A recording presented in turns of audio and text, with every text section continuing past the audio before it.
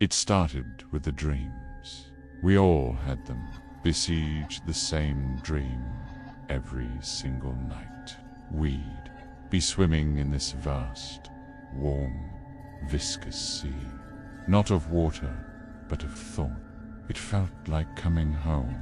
By a deep, primal sense of belonging washed over us, a feeling of being part of something immense, something ancient and wise. In the dream, we weren't individuals anymore. There was no I, only we. And we were building something glorious, intricate, and alive. When we woke up, the feeling lingered, a sweet aftertaste of unity. At first, that's all it was. The shared, peculiar dream that half the town was having. We'd talk about it over coffee, laugh it off as some weird atmospheric phenomenon. Did you build the gilded spire last night? My neighbor, old Mr. Henderson, would ask, his eyes twinkling. Nah, I'd reply. I was on spiral concourse duty. Again, it was a town-wide inside joke. But then the materials started showing up. Huge, unmarked trucks would roll into town in the dead of night, depositing strange piles on the edge of the old quarry. The stuff was bizarre. It looked like bone, but it was warm to the touch and pulsed with a faint internal light. It felt organic, like hardened cartilage. There were also vats of a thick, shimmering resin that smelled like honey and ozone. No one knew where it came from. The police chief, a man I'd known since kindergarten, just shrugged when I asked. His eyes had a distant, placid look. It's for the project, he said, his voice a soft, melodic hum. That was the day I started to get scared. Soon, the joke wasn't funny anymore. People started disappearing from their jobs, their home. But they weren't gone. You'd find them at the quarry, working. Hundreds of us, moving with a silent, synchronized grace that was terrifyingly beautiful. We'd lift the glowing bone-like beams, fit them together with impossible precision, and sealed the joints with the shimmering resin. Our hands would be covered in it, but it never felt dirty. Build right. I tried to resist. I really did.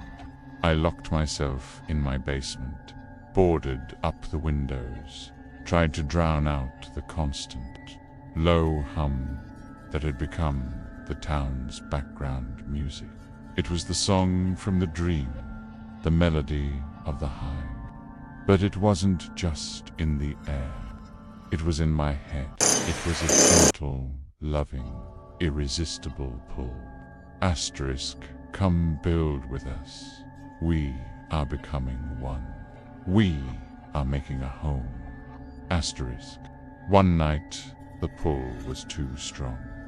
I found myself walking, my feet carrying me against my will towards the quarry. The moon was full, and it illuminated what we had built. It was no longer a collection of strange materials. It was a structure, pale, a colossal, spiraling tower that seemed to breathe. It was ribbed like a vast rib cage, and it pulsed with the same soft light as the materials, its glow synchronized with the hum that echoed in my skull. It was beautiful, and it was alive. I stood at the edge of the construction site, watching my friends and neighbors work. Their faces were serene, ecstatic. They weren't slaves. They were worshippers. Mr. Henderson was carefully placing a translucent panel onto a wall, his wrinkled hands moving with the deftness of a surgeon.